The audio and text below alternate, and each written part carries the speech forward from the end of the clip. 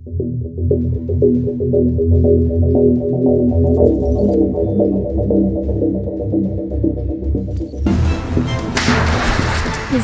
kembali menargetkan posisi pasukan pertahanan Israel di perbatasan Lebanon. Adapun serangan kali ini menargetkan tentara Israel yang berada di Barkat Risha.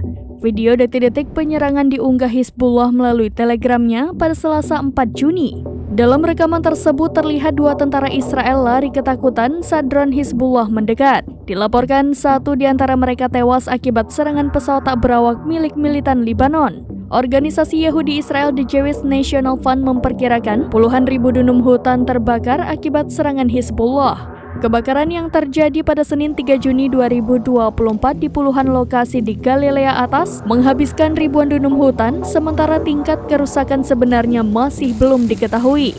Upaya pemadaman kebakaran terus dilakukan hingga saat ini dengan 96 lokasi dan titik api. Setidaknya 16 orang luka ringan dalam operasi pemadaman kebakaran.